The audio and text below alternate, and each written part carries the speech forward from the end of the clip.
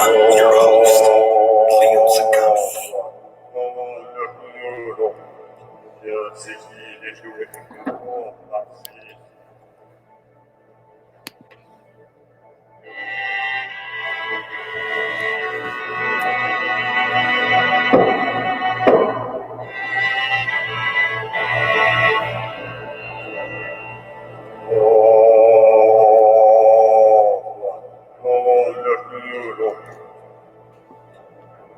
Hello, everybody, worldwide, wherever you're following us, whatever is your time zone. Here we are with a new episode of the Leo Zagami Show. We have John Barnwell, who, of course, is an old acquaintance of ours. And we should have, at some point or another, also joining us, somebody who participated to this incredible film that we're witnessing right now. At least there were some of the images, some of the most interesting ones regarding part of this ritual which is enacted. Hello, John. Good morning. How is everything in Detroit? Everything's good. We're all closed down here and ready to So I guess that you're following the Michigan directives of being... Well, if you want to participate in culture, you have to do it looking like a bandit. Well, regarding the possibility of using mask, I guess that mask is also a very ritualistic and magical object, and that's why we have mask featured in Eyes Wide Shut. So I wanted to actually start today's episode of the Leo Zagami Show with this incredible opportunity that we have also today to of course have as a guest this important actress Julienne Davis, who has participated in a role which was also a very specific and particular role in this film. I mean, she is the character that basically saves Tom Cruise and sacrifices her own life. After, of course, the beginning of the film, we see that Tom Cruise saves her life out of a some drug abuse, a speedball, that's how it's described. And this whole thing, of course, is the film of Stanley Kubrick, which is based on a novel called Dream Story, in which this whole ritual scene was actually out of the imagination of the protagonist. So instead, in Kubrick's version, it becomes reality. It becomes a reality that we have often talked about because it regards secret societies. And so I wanted to, of course, talk with you also, John, about the obsession for the use of mask under a magical and ritualistic point of view. And that's why I've immediately picked up on a I would say a booklet more than a book, called, because it is actually a publication, an official publication made by the traditionalist Martinist order, which talks about the use of mask, because the use of mask is not for every secret society. Not every secret society uses masks, but the Martinists in particular have always used masks. And who are the Martinists? Well, they are some kind of... how you will describe the Martinists, John, to our viewers? Well, it's complex, but basically... And we welcome, of course, Julienne. Oh, there she is. There she is.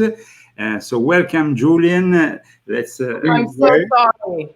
What technical difficulties? No worries, no worries. We were already here discussing the symbolism of the mask. Of course, the symbol of the mask is fundamental, especially in your role in Eyes Wide Shut. What's happening? It says the video has been removed. The video is being removed. There seems to be some difficulty in the broadcast, but we are still broadcasting. I mean, to my knowledge, we are still broadcasting. There's no chat. So we are broadcasting at the moment only on Facebook. But I'm not showing up. Am I not showing up? No, you are showing up. No, it's not your problem, Julienne. It's a problem that we are actually... We have probably got already banned. And but we're not banned everywhere. We are banned at the moment, I think, on YouTube, and we are still broadcasting, for those who are interested, of course, on Facebook. That happens, of course, Julienne, as you know, conservatives are under attack. Censorship is always on the move. We have just had a problem a couple of days ago with PayPal removing all their associations with us and demanding us to remove all their association with them. So it took me days here to remove all the links of PayPal from my sites, and it's still going to probably take me another couple of days. But that's what happens, as you know, with conservatives, because Julienne is also a conservative actress, let's say, something different from the rest of Hollywood. But before we go into all that, we will record this show. So anyway, we will be able to upload it in other channels in the days and weeks to come. So no worries for the immediate censorship, because we have always a backup. What do you think about the censorship, John, that is possible on this video? Well, I think that, yeah, you've got it, and there's many platforms that it can be downloaded to, so let's not worry about all that. It's great to see. Should I call you Mindy?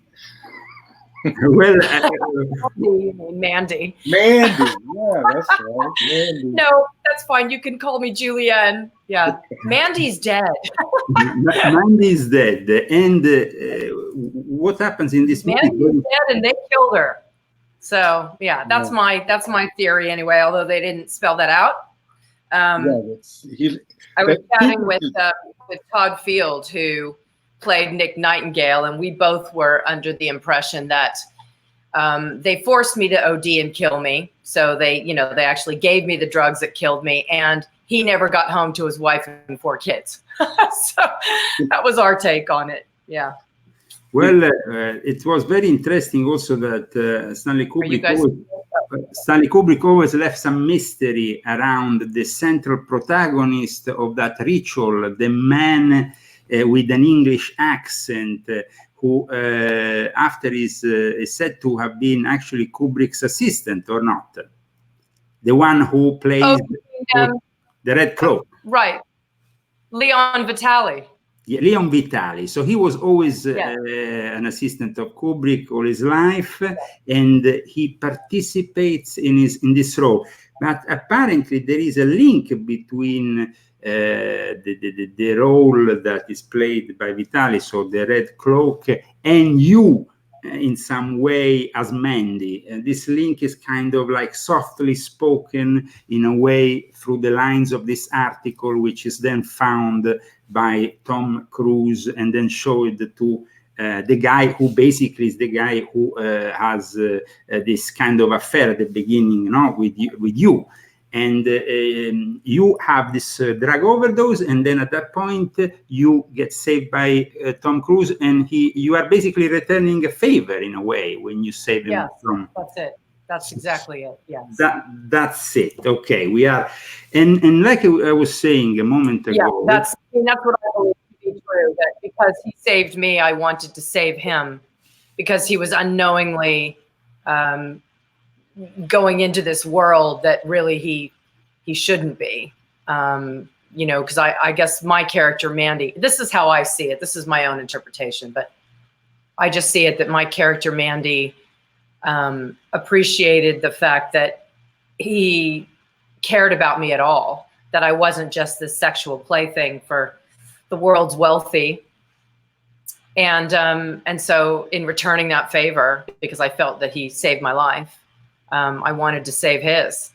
So that's why I warned him. And that's why, I guess the reason why my character was willing to sacrifice herself is because I guess she felt that she was so far in it that she couldn't get out, which is very interesting if you think about it, with people that are involved in these sort of elite groups, whether it's the worldwide pedophilia network or the, just sex trafficking network, the drug network, there's so many aspects of the world that are interconnected with, you know, entertainment, drugs, sex trafficking, pedophilia, banking. There's all of these different areas are kind of interconnected. And when you get into some of these groups, like, you know, we talk about the Illuminati, or specific groups, like, say, the people that go to Bohemian Grove, for instance, and the ritual that they call the cremation of care. So all the people that are involved in these things, other people know that they're involved. But and so it's like they have information. They have information on these people. Like, I know what you do, you know what I do. So we have this pact that we can really never get out. How do we get out? Well, it's a little bit like in the Skull and Bones, when they make you give all your confessions of your secrets, of course, and this is done in front of all the other members. It's a technique, of course, but the particularity about this film is the use of the mask. Now, I was talking right at the beginning of the show, even before you came on, about the fact that masks are rarely used within the esoteric, the Western initiatic system, but they were in use in France by a specific group that then became known worldwide and developed also here in the US, known as the Martinists. However, the masks are used for a variety of magical and religious purposes, because the moment in which you wear a mask, you are basically giving up on your own identity. You are assuming another identity, another force. Now, the ritualistic practice has two complementary goals. One is immortalize and idolizing the face of the departed, that at times you have, of course, this link with the dead. The other is the vital force, and in this case, the vital force that escapes from the body is of a sexual nature. That's why we have always connected Eyes Wide Shut with sex magic. Of course, your involvement was at a very early age in your life. You were living in England, from what I gather. I myself was living in London right at that time, but the difference was... Well, really? Yeah, of course, I was living in London until 2003. I'm half British, so I was living in London, and I was actually running some lodges and occult groups right at in that period of time. So while you were actually portraying it in fiction, I was doing it for real. I have to hear, which lodges and groups, because I know that right after or right around the time of Eyes Wide Shut, you know, either before, during filming, or slightly after, there were a few kind of groups that I was hearing about. Like there were these parties, and I can't think of the name of them for the life of me, but there were these parties that were basically, you know, for the elite. You had to put your name forward. And they were basically like sex orgy parties. Well, that's always, you see, that's always been going on. You see, my grandmother, who was also teaching acting and so on, you might then want to have a look at her. She worked with Fellini, Zeffirelli, but she was with nonchalance once announcing, I remember if on Breakfast TV in England or another show, her involvement with this kind of parties where they all went around naked with very rich and powerful people. And she described it to me at a very young age. I remember I used to go around with my grandmother all over Europe visiting her friends. At one point, she talked to me about these kind of parties, especially in the south of France. And these kind of parties, of course, but saw the involvement of very, very powerful people. But she said, well, you know, we were doing the normal things, but we were all naked. That was the only difference. And that was somehow how she described it, though she was also the one who gave me my first Aleister Crowley book when I was very young, so I don't know if that was all true. So I guess that John Barnwell has something to say about that. John, it's a pleasure, of course, to have you back on the show, and we have Julienne, who can give us a great opportunity here of discussion. And I'm very sorry that we have immediately been censored, and we're going to have to re-upload this whole show in the days and weeks to come. But what is your take about what Julian said? Of course, there were groups. I, for example, was running the Fraternitas Rosicruciana Antigua in London and in England at the time, which is connected to Arnold Krumheller, who was also connected at one point with Aleister Crowley. And then I was also in the Tabula Rasa Lodge of the OTO. I was involved with the people also and workings in various Masonic lodges, also the SRIA, the Golden Dawn, and all these workings. But of course, when it comes down to certain secret societies, they are really rarely spoken. You can't really even hear about them. Sexual magic, for example, is often connected to a secret society known as the Therapeutic Brotherhood of Miriam, or Oriente Osirideo Egizio, which was founded in Naples by a group of high-level aristocrats, and then it developed especially in the south of France. So that's why I was talking about south of France. In 1999, we have the release, of course, of Eyes Wide Shut, but also of The Ninth Gate, very interesting movie by Roman Polanski, with some similarities. John, you want to say something about what we are discussing today, so we can open up the dances, as we say? Yeah, well, you know, this is not a new thing. I mean, you have the Hellfire Club in England that would have these subterranean orgies with members of the aristocracy. So that's an old tradition in England, and things like that. Which also saw the participation of Benjamin Franklin, by the way, just so. Yeah, yes. But that being said, years ago, I was down in Florida, and I was taken by some friends of the family to Mar-a-Lago, and went there and had a nice meal, looked around. It was just absolutely spectacular. Later in the week, though, the same couple took us to this place, the Boca Grove Country Club, which is equally as exclusive, but not known at all, hardly. And he told me a story about he was in an elevator with a baron, right? And the baron invited him to a party at a chateau in southern France.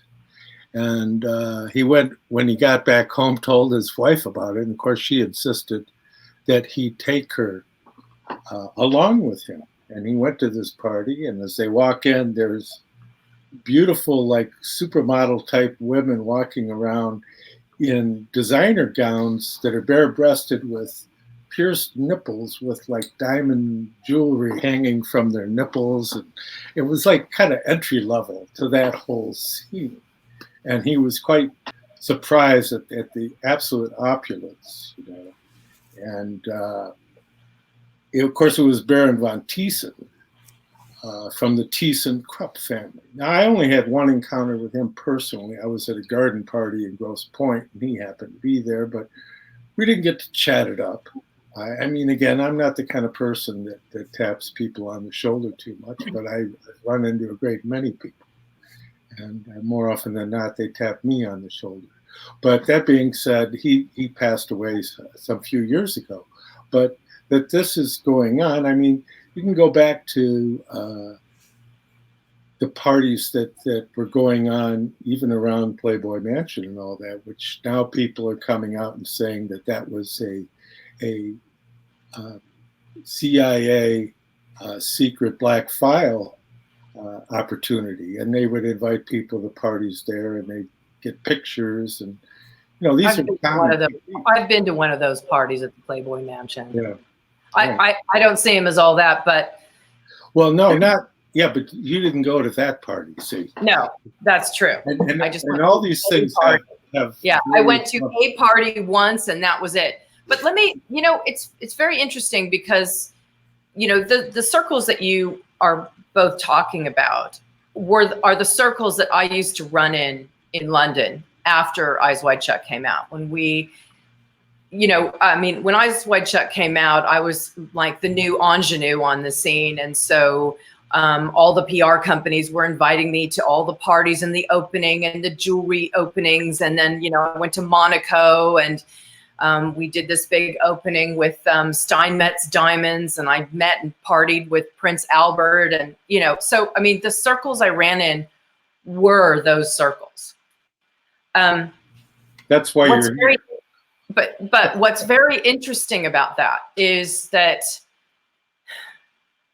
this is just me having a sense of things, okay? The person that I am is the person that you see. I'm really an open book. I don't really have a personality that's full of pretense. I just am what I am.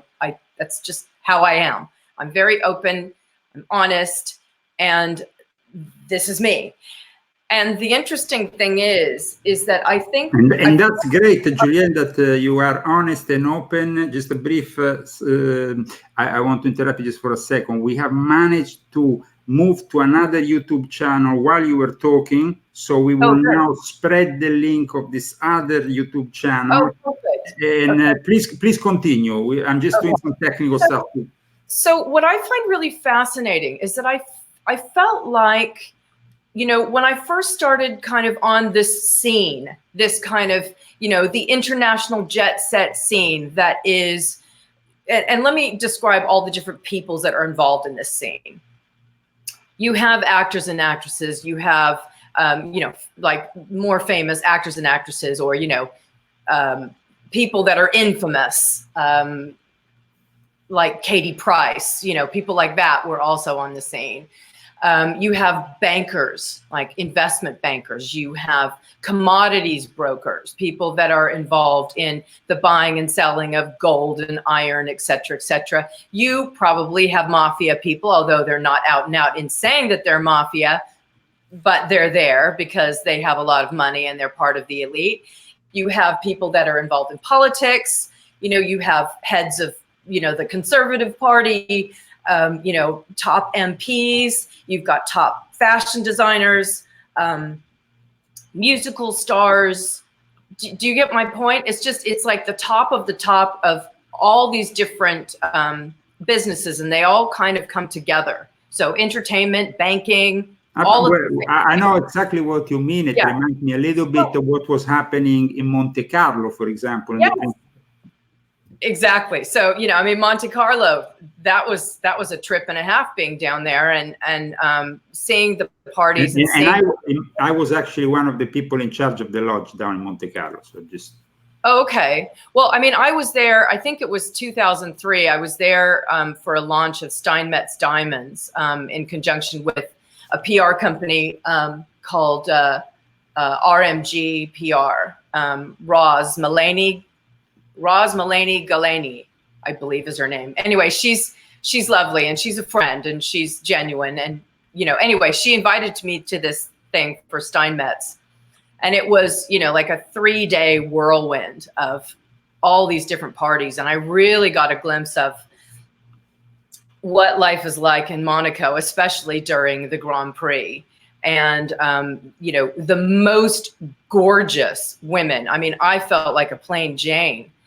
Next to all these women that were just flocking into Monaco, hanging out at the Hotel de Paris. And, it's just unbelievable.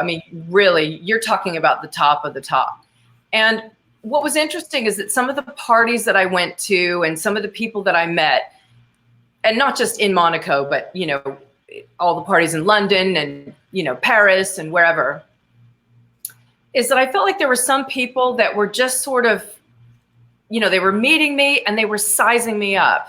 They were sizing me up as if to say, are you one of us or are you not? I really felt that. And there were certain people who I would shake their hand and I would just feel this real sense of, ugh,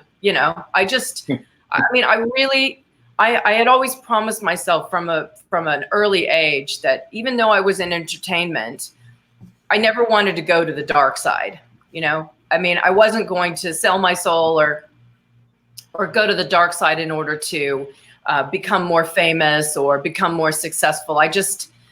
I couldn't live with myself, Likewise, the whole thing of the casting couch. I just didn't believe in it. I didn't think it's like cheating at Monopoly, It just didn't seem right to me. And so I think that a lot of those people that are probably involved in these sorts of parties and this sort of debauchery, that like to be at the top of things, in control of things. I think they sized me up, and I think that they said, she's not one of us, and I don't think they bother, you know? And I was very lucky in that respect. Yeah. Well, that's actually probably what has happened. They always try to understand who they have in front of them. Look at what Jeffrey Epstein did all his life, picking up on very young women who were, of course, defenseless, often because of their social background, of their upbringing. So it's all about preying on the weak. That is what Catholic priests do when they prey on little children. I mean, they immediately understood. They tried with me, and as soon as they put their hand down, like in disgust, they knew exactly that they couldn't try any further. But because they knew who my father was, my grandfather was, and they knew that they would have a gun at their head. So that is the difference with the poor guy. Instead, some of them, even I remember, and I saw being treated, and then of course with the results in their later life. I remember 10 years ago meeting one of these kids who was given even a job in the Vatican after being raped all his life, and of course he was a wreck of a man, almost suicidal, and it was really sad to see what they have done to him. And the same happens for women, of course, women who are often prey of these people. But then there is women who are willing. They're willing participants who like they like the power, they like the game, they like even the esoteric part. Absolutely. Of it. So I mean, yeah, I agree with you on that. In fact, you know, with the whole thing with Harvey Weinstein as well, you have all this outrage. And people saying, oh, you know, we need to stop this sort of thing. And I keep saying to people, look, hang on, you know, there's a lot of people that are quite happy to play that game. A lot of people, you know, it's really a matter of what is going on in the moral souls of a lot of different individuals, that you are willing to do whatever you do in order to get where you want to go. And how important is that to you, you know? And it's very interesting you mentioned Jeffrey Epstein, because when all of that started coming out, and then they mentioned that he had a place in Paris, my memory. He had also a very important French assistant who found all the models for him, and who is still, I think, on the loose. Right. Well, I have a story about that, because I was in Paris. I spent a lot of time in Paris because before I was an actor, I was a fashion model, right? So I spent time in Paris and Milan and Athens and Tokyo and, you know, various places. But anyway, so I'm in Paris. It was the, I can't remember if it was 92, 94, somewhere around that time. And I was with this one agency. It was an agency called, I think I was with Metropolitan at the time. And my booker said, hey, you know, do you want to go out tonight? We'll go to the Bandouche, which I'm sure you know. I know very well. I think I even played records at the Bandouche once as a DJ. Yeah. Well, so for John, the Bandouche is a club in Paris, and it's basically, you know, one of the most sort of elite clubs. You know, all the top entertainment people go there. Top models, fashion designers. You know, I saw Oliver Stone there. You know, I saw various top models there, etc. And it's just like the place where all the models go, especially during pret-a-porter. You know, huge at that time. Anyway, but I believe I was there in the summertime, and so my booker called and he said, "Hey, do you want to go to the Bandouche?" I said, "Yeah, why not? You know, let's go." So. He picks me up and he goes, hey, and I lived in the 11th arrondissement at the time. Anyway, so he picks me up and he drives me, you know, we're heading towards the Bandouche, and he goes, hey, you know, we've got some other models staying with an American businessman friend of mine. Do you mind if we just stop by there and see if they want to join us? And I said, yeah, why not, you know? So I remembered where the place was. I remembered it was, you know, quite a posh area. I remembered it was just a little bit north of the Arc de Triomphe, and we parked in front, and there was a huge hedge and a gate, and then inside the gate there was a grassy area, and then the building was set back.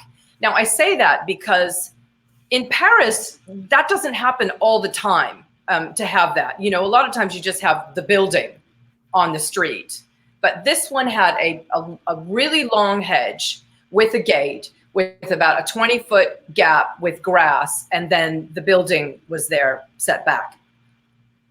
So we parked up, you know. And a very beautiful building also. Yeah. Yes, it was. A lovely building, high ceilings, you know, all the sort of, you know, the molding, and, you know, it was beautiful. So we go into this apartment. I believe it was on the first floor. And the apartment was decorated. Yeah, it was kind of sparsely decorated. Like, it didn't look like the kind of place that somebody spent all year. You know, it looked like the place where you had perfunctory pieces that were necessary to have, you know, couch, couple chairs, you know, a table, you know what I mean? But it wasn't fully decorated or kitted out. And then the models that were staying there were in, you know, one of the bedrooms, 2 mattresses on the floor, all their crap everywhere, which is pretty typical for how models live.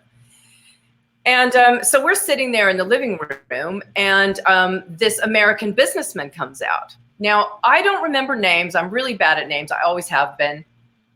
But what I do remember, because I'm an extremely visual person, is I remember meeting a man who was in his, I would say, early 40s, and he had a face that he had this really strong jaw. I just remember that. I thought, he's kind of attractive, but he's got this oversized jaw that makes him not quite attractive. And I remember, you know, meeting him, having a sense of how low key he was, really low key.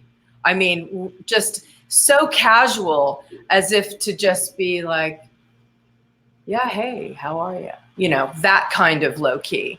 His handshake was very, very soft, like very soft. I mean, not wet fish soft, but just very, like, almost sensual soft. It was weird. So we sat there chatting for about 10 minutes about something inane. And then the girls decided they weren't going to go. I wonder if my booker was involved with this man, who I believe is Jeffrey, who was Jeffrey.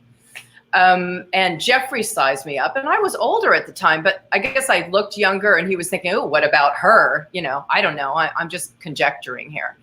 And then we left. But it was very interesting because my memory of the apartment, where it was on the map, according to where it is in Arc de Triomphe, you know, in respect to the Arc de Triomphe.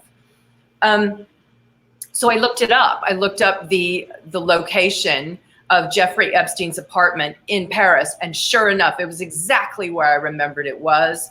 And it just, all the pieces fit together in my mind. And I thought, of course he would be there in the summertime. And for anybody that knows about the fashion industry, models come to mainly, you know, number one place that you want to go to build your book, to get tear sheets, which is, tear sheets means fashion pages ripped out of magazines, like torn out of magazines. That's why they call them tear sheets.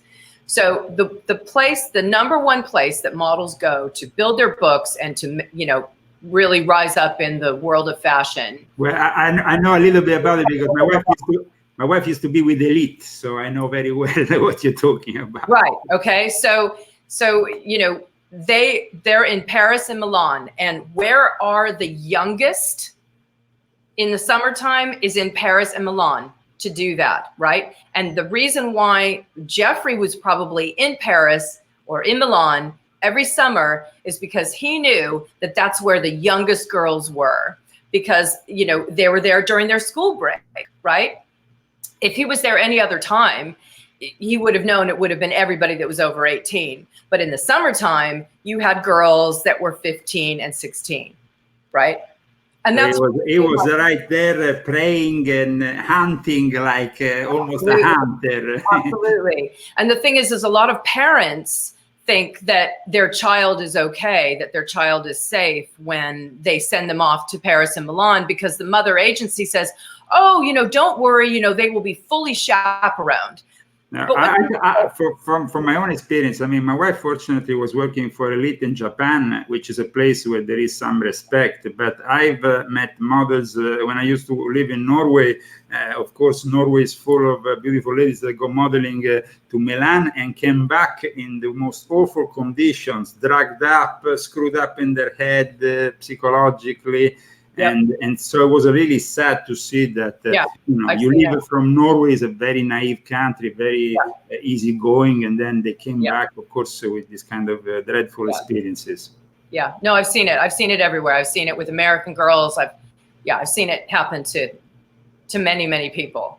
The stuff that goes on in Paris, the stuff that goes on in Milan.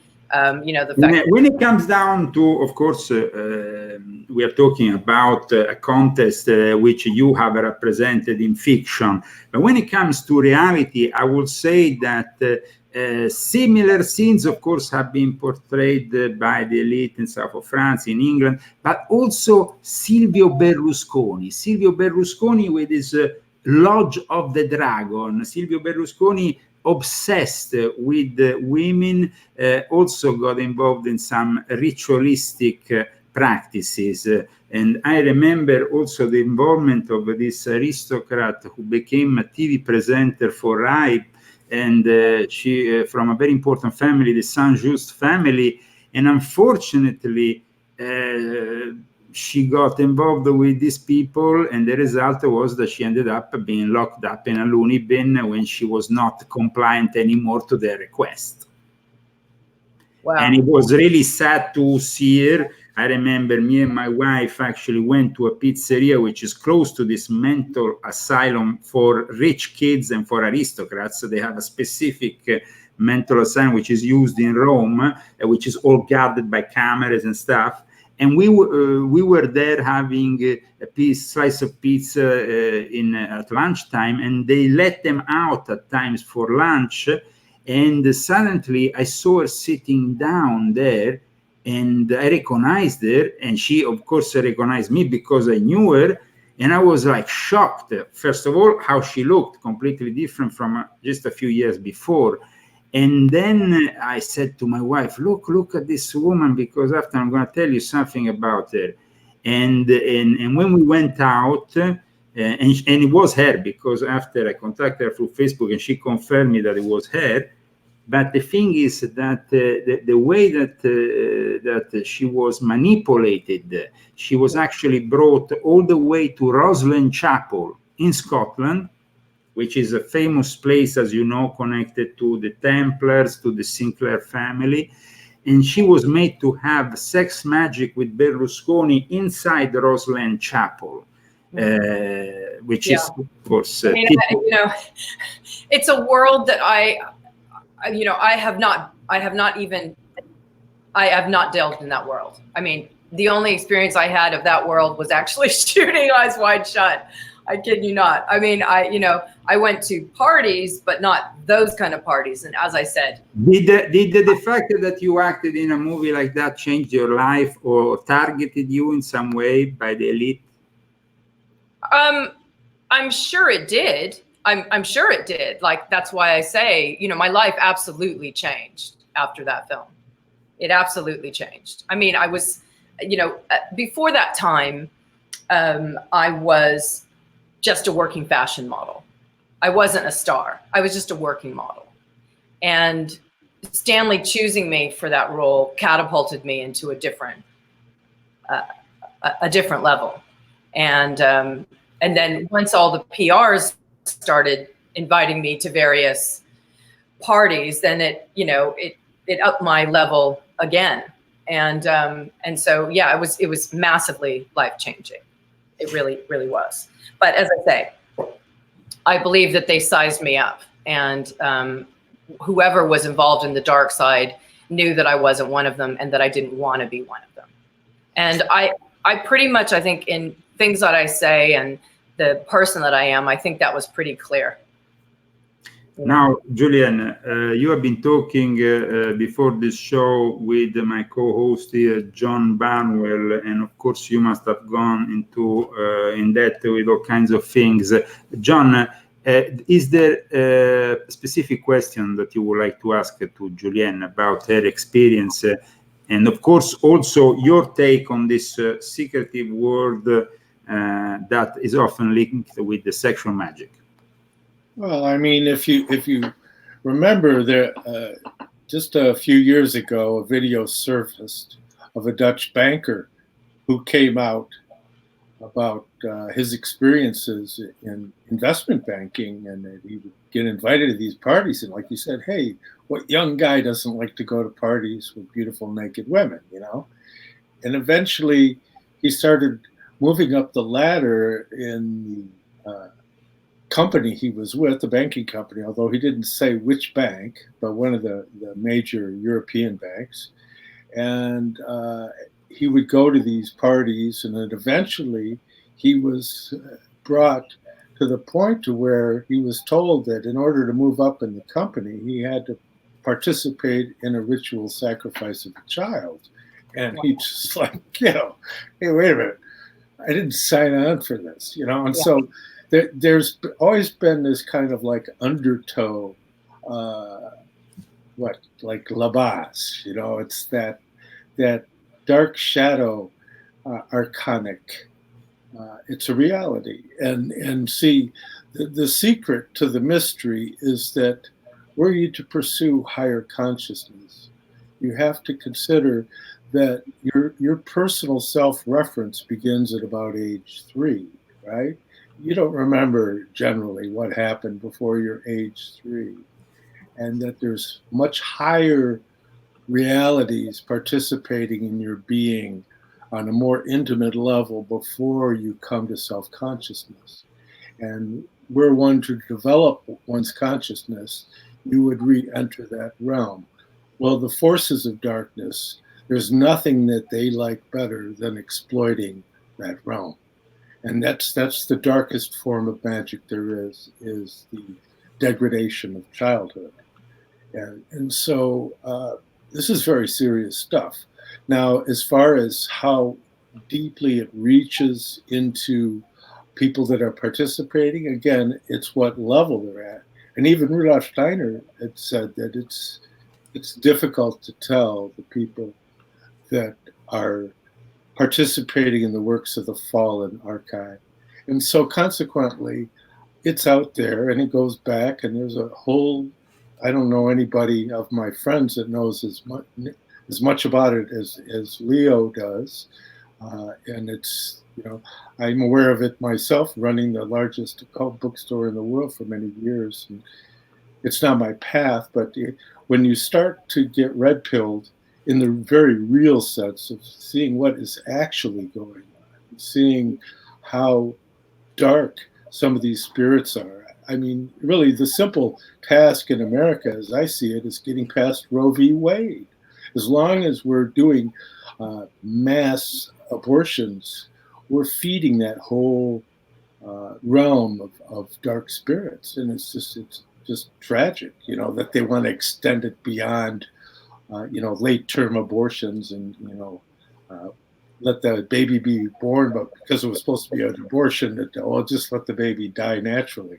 I mean, can't people see what this is?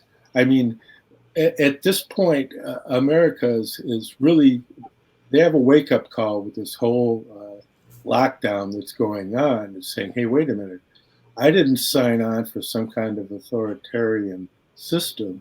And when you get behind the authoritarian system, in the backdrop, you're going to find that kind of activity, and it ties into these various groups that are multinational.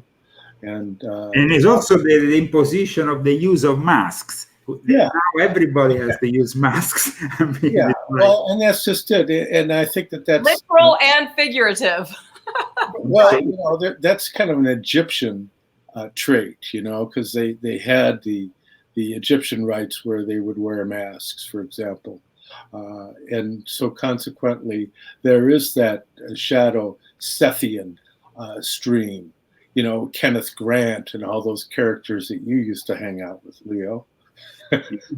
Yeah, in fact, Kenneth Grant is very popular with this kind of parties. Yeah. I remember a friend of mine telling me that maybe 3 or 4 years ago, he got to pick up Paris Hilton in Monte Carlo to go and celebrate, I think, Kenneth Anger's birthday. Kenneth Anger in this case, because also you have Kenneth Grant, but then you have Kenneth Anger. Kenneth Anger is definitely the one who was always and is still alive, and he's always been more obsessed with this kind of occult practices regarding sexual magic. Yes, yeah. Kenneth Anger, he's kind of like the film version of Kenneth Grant. Yeah, well, but he's also somebody who has really brought on camera the rituals, the real rituals, and has inspired a lot of people, including probably even Kubrick, because Kenneth Anger is an underground filmmaker that has inspired a lot of people in Hollywood. They don't like to admit it, but James DeFranco admits it. He actually did his thesis. Johnny Depp. Huh? Johnny Depp.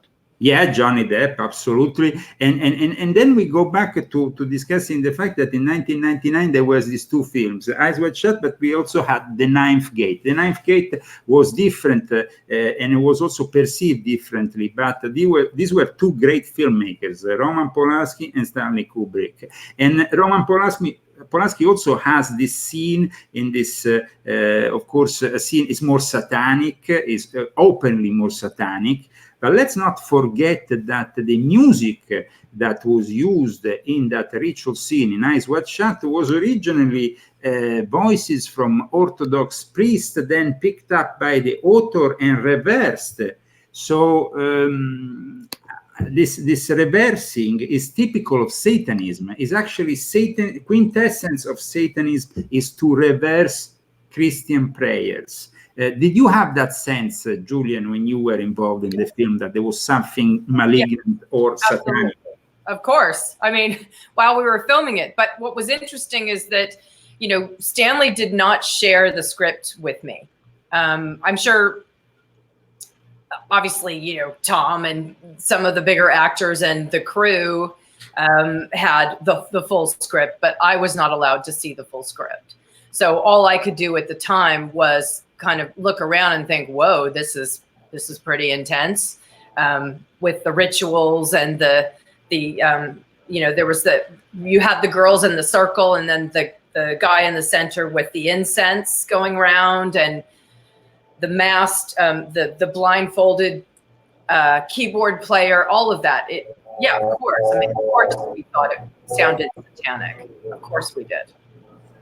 So the perception of the energy when you are, of course, in an environment, actors take on the spirits. At times they actually, you know, both in the Stanislavski method, the Chekhov method, but you are taking in and absorbing everything. Do you think that some of the actors were actually channeling some demonic? You know, I'll probably be the big wet blanket that will disappoint people, but no, I didn't. I mean, most of us were just,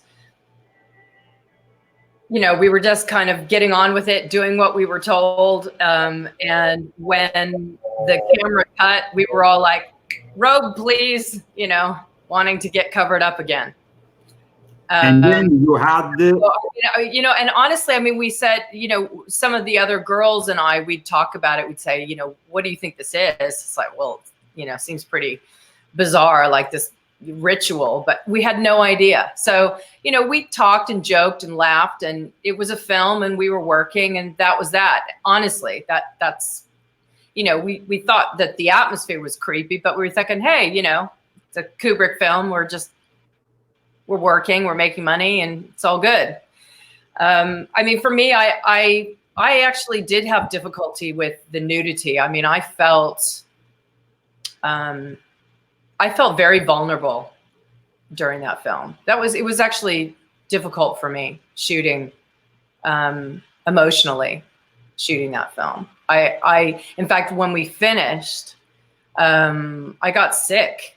I actually had a bit of a flu and then a cough, and I had a cough for 8 months. And I was You actually had a cough for 8 months. yes. And at one point I was so ill. I had no energy. I mean, it was difficult for me to even put my makeup on in the morning. You know, I had no energy. And then my husband and we decided to go to Hawaii for 2 weeks. And somehow it was, you know, getting out of London, getting into nature and, you know, lying in the sea that, I mean, it was gone within 5 days. My cough everything was gone. I was fine. But yeah, I was very ill after that film. Yeah. And how was Kubrick during the film? Was he okay physically? Did he look sick? Stanley and I, you know, we chatted a lot. I didn't ask about the content of the film, and he didn't tell me, and I didn't feel that I could ask because I knew that I was not allowed to see the whole script. Leon made it very, very clear that the script was ultra secret. And in fact, I mean, at one point I even asked Tom, because Tom and I were really chatty too. And I said, so Tom, what kind of doctor are you in this thing? And he said, oh, you'll have to see the movie. I'm like, really? Really? You're not even going to tell me if you're what, an internist or a gynecologist? Give me a break, you know? But he didn't. So the film was very secretive, but Stanley and I, we got along great. We chatted all the time, and you know, the only time that we had any kind of conflict, I guess, and it wasn't really direct with Stanley so much, was when Stanley wanted me to participate in the orgy aspect of the ritual scenes, and I refused. And Stanley called me aside because I refused, and I refused through Leon. And then Stanley called me aside at one point and he said, Julienne, he goes, please won't you do these scenes? He said, you know, you've got the best body of all the girls. And he said, you know, I really would love your body to be featured because it's great and, you know, it's very nice. And he said, you don't even have to be your character. You don't even have to be Mandy with the feather mask. You could be another character. And I just said to Stanley, I said, you know, and I'll explain to you why I said no. But I said, I said, thank you for the compliments. I really appreciate that. I said, but it's not even that I won't do it. I said, so it seems that secretly then Kate Blanchett got involved. Yeah. So she, well, see, okay. There's another things that happen. Let me start by saying, way before we started filming, Stanley wanted me to be involved in these scenes that he said. In fact, I will quote to you exactly what he said to me. He said, look, he goes, I want you to be involved in these scenes where it's sort of like a dance, but with with kind of a sensual, like a very sensual dance with some, you know, sexual undertones, right? And he said to me, as he said that, he said, there will be none of this. That's what he said. I mean, he did that. He said, you know, we just want you to be involved in this. It's like a dance, but a sensual dance with sexual undertones, but there will be none of this. That's exactly what he said. And so Leon convinced me to go to these rehearsals. So they had the 12 girls and a handful of guys. We were all models. We were all fashion models, okay? So we weren't porn stars or softcore stars. We were all fashion models. And this is in the summertime before we started filming those the first ritual scene with the girls in the circle. It was before that, before all of that. And basically we had to go to this rehearsal space with the choreographer. And it was almost like a dance class in a way. You know, you'd start off with doing exercises and then we would pair off into couples or you know, 3 people. And she would say, okay, no, I just want you to kind of loosely dance around each other, but, you know, in a very sensual way. And let me just preface that by saying, right before I booked Eyes Wide Shut, not right before, maybe a year and a half before, I had been sexually assaulted on the street by a stranger and injured. I mean, he stalked me, pushed me down. I was concussed. I had the wind knocked out of me. I was nearly raped. And this happened in London. Yes, in London, broad daylight. He was Arab. They never caught the guy. And I was really affected by that. London was very violent. London, I must confirm, was very violent. I mean, I was attacked in the street and I was broken my nose just in front of a cash machine. And I was assaulted another times. Yeah, I was in Chelsea in broad daylight, you know, coming home from a catalog job. Anyway, so I felt going into Eyes Wide Shut, you know, I wanted to work with Stanley. So that's why I agreed to it, even though I knew, you know, I had to agree to full frontal and rear nudity. But hey, it was Stanley Kubrick, you know, so I agreed to it.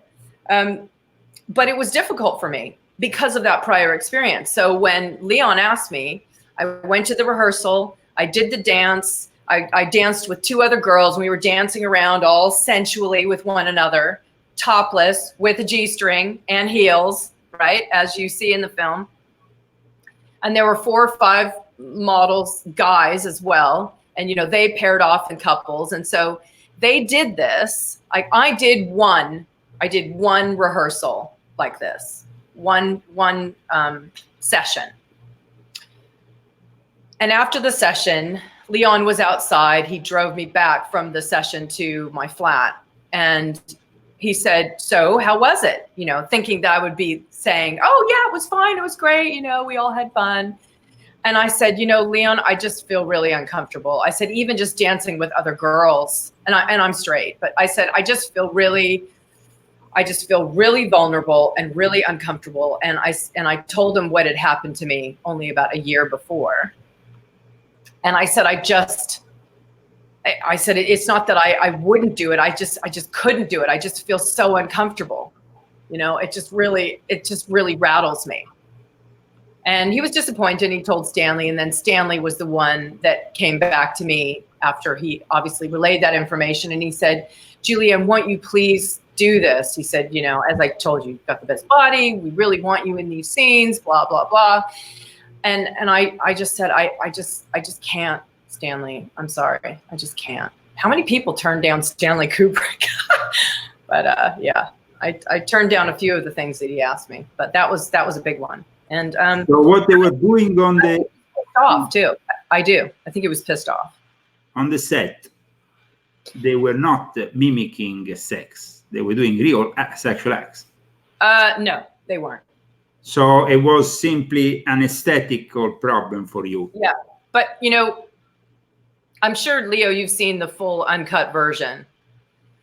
There's one moment where there's a girl that's kind of lying down on a kind of couch or a chaise. Yes, yes. And the naked man basically, you know, like banging into her, like full on, like slamming sex. Yes, and I know that because I had some of the other girls tell me what those scenes were like that actually did go ahead and do them. You were like, oh my God. They said that girl was actually sobbing underneath her mask. Yeah. Yeah. These are fashion models. I repeat, fashion models. No, I understand. Let me explain to you now. I got to hand it to Stanley. And you know, if you put a producer's hat on or a director's hat on, I actually understand so much more now about Stanley and about all producers and directors, because the object is singular.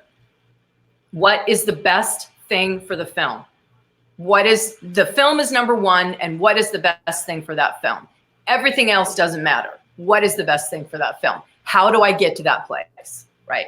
So what he did, which was very smart, he took all these gorgeous fashion models.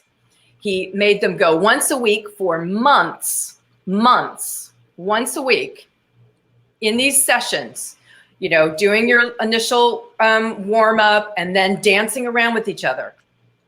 Well, what happens? All of these people get to know each other really, really well. They're super comfortable with one another. Okay.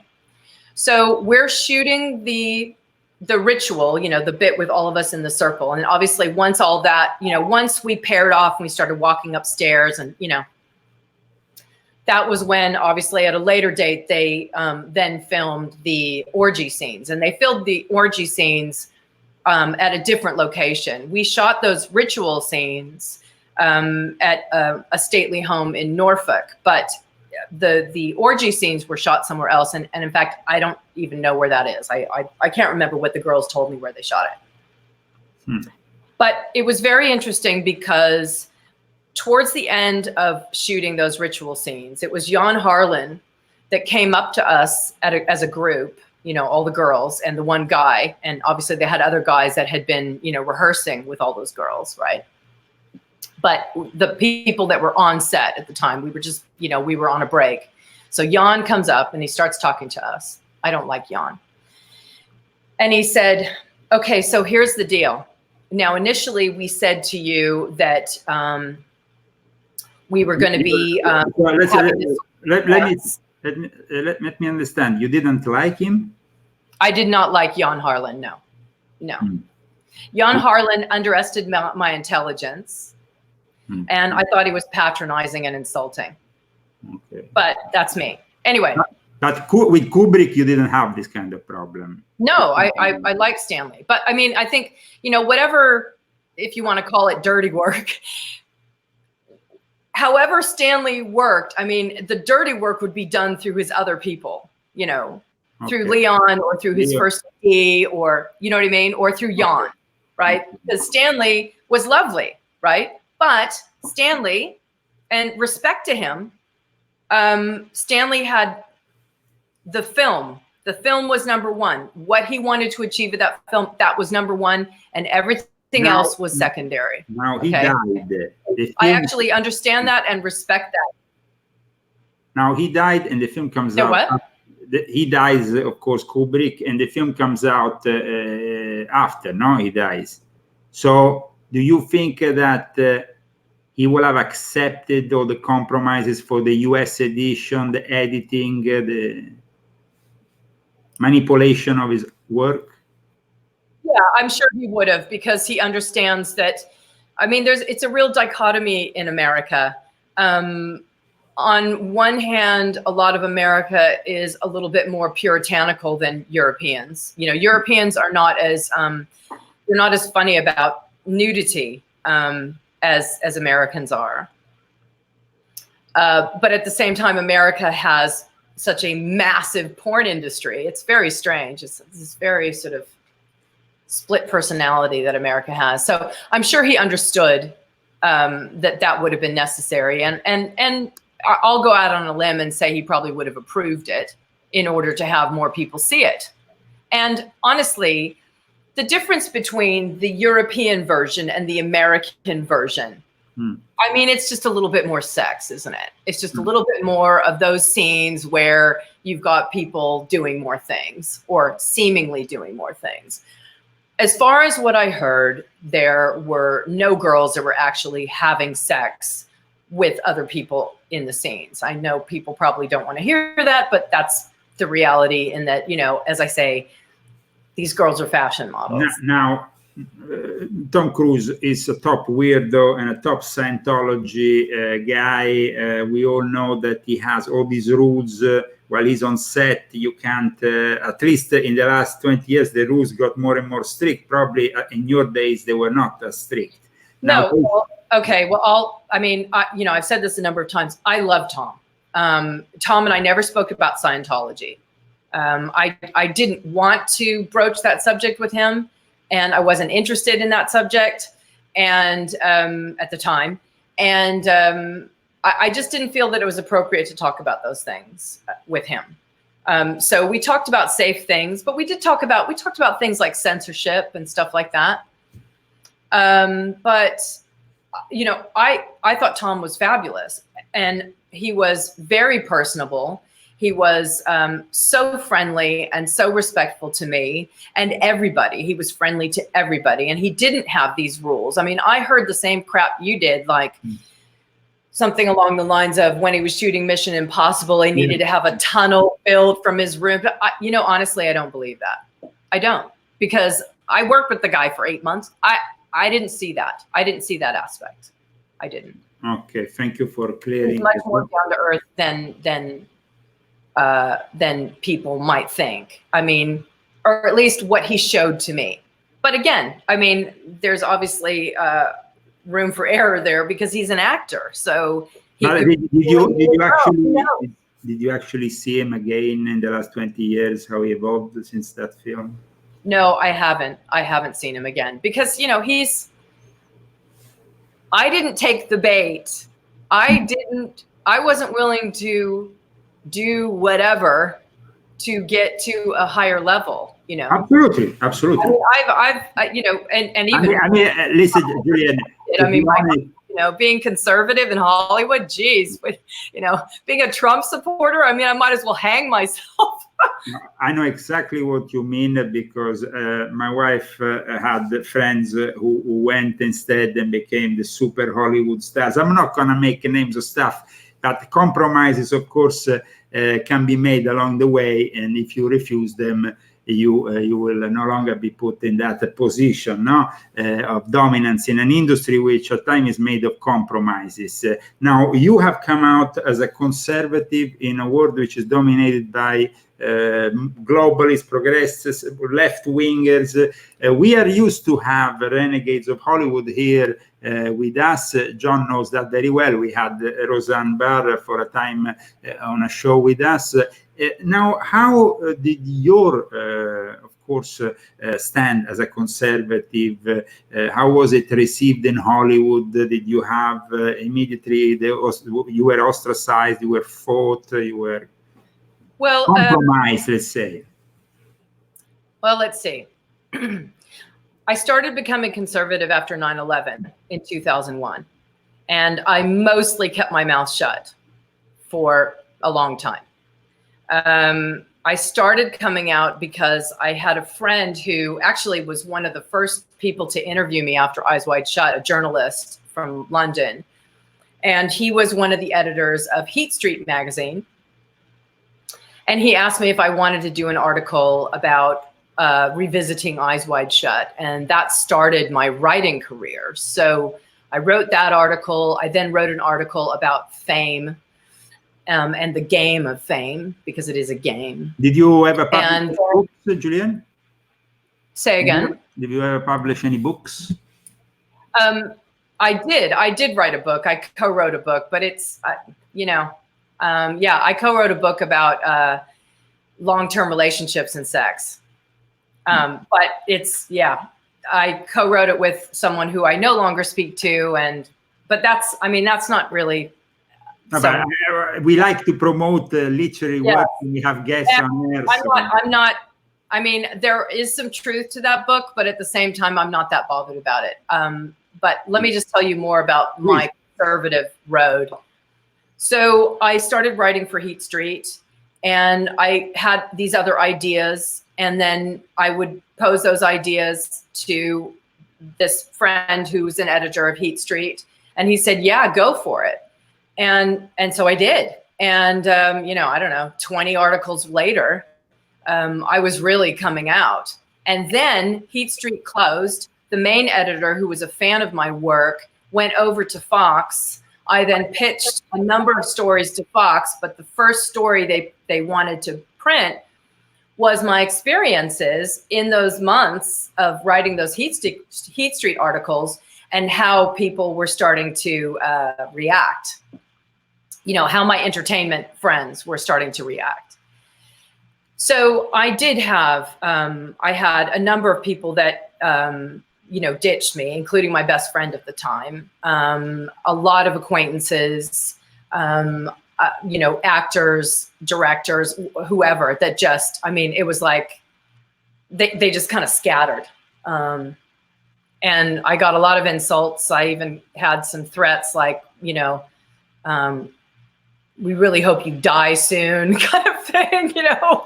Yeah, it was not good. And then, you know, being called an effing C word and, you know, all that stuff, lots of it, lots and lots of it. And the Fox article, my God, I had thousands of fan mail and letters of support from not just America, but all over the world. So that was fabulous. And that actually gave me a lot of strength. But at the same time, I also had thousands of comments online, just completely derogatory, disparaging, you know, just horrible comments. It actually welcome to the world of the trolls, of the internet trolls. I mean, yeah, and in fact, I've gotten to the point now where, I mean, I'm even more conservative now than I was 3 years ago.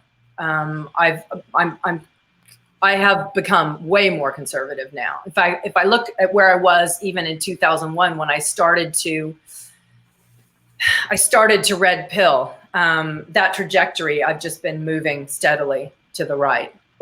That's interesting that you say red pill, because actually Keanu Reeves in that film, in The Matrix, he shows a document in which the expiry date is 9/11. So, I mean, it kind of fits with the red pill scheme that is then offered. So it's interesting because when you start to red pill, you know, you look at one aspect that you think, my gosh, that's not true. And then you think, all these other things that you've been thinking, or that all your other, you know, views on how the world is, and you think, wow, well, if that's not true, that's not true either, and that's not true, and that's not true, and that's not true, and it's actually really kind of scary at first when it happens to you, because you feel like you're falling off a cliff. You feel like you don't have. My impression, though, Julian, is that in Hollywood, like probably worldwide, where you are in certain establishments connected to the entertainment industry, they might know certain things, but they don't like to come out in the open and discuss them. I know so many people that came to me, oh, I've read your book. I don't want to even say who they are, because they have prohibited me to even have a photo with them or an autograph or anything. But they were readers of my book. They had them next to them. And then when it comes down to, though, to say, I know Leo Zagami's work, no, they don't want to make that public because it's too dangerous. There is this sense I know, and yes. Yeah, I understand that. I mean, especially if somebody is solidly working, they've got, you know, a family and children to feed and, you know, bills to pay, and it's their career. And I understand that.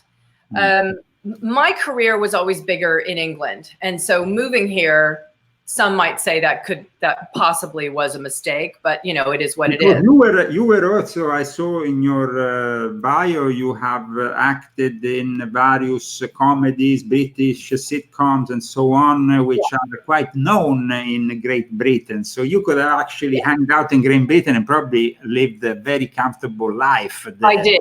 I had a very nice life in England. I did. I had a. What brought you to leave England? I mean, I left England. I remember it was at the end of 2002, beginning of 2003. That's when I left permanently London. Okay. What brought me to leave England? There were multiple reasons. One was I had. I'm also in music, and I had a music manager that, to make a really long story short, promised me the world. So I. And he was here, and he said, you need to be here in LA. So second thing was, I was really because I'm from LA originally, after, I don't know, 23 years in cold weather climates, I just had enough. I mean, I think I have seasonal affective disorder. And so just, I remember saying. It was like me after a few years of living in Norway. Yeah, I couldn't. I said to my husband, I said, you know, I don't think I can take one more winter. I just can't do it. I can't take another winter. But there was another reason. Since around 1992, we've had in Europe and obviously in England, and you really see it in London, this steady influx of migration from the Middle East and sub-Saharan Africa. And so with that, you also had a tremendous increase in Islam. Well, Julienne, let me tell you that it got even worse. I went back to London after 10 years. I hadn't been in London. With my wife, we went to London, what was the first time? 2018, I think.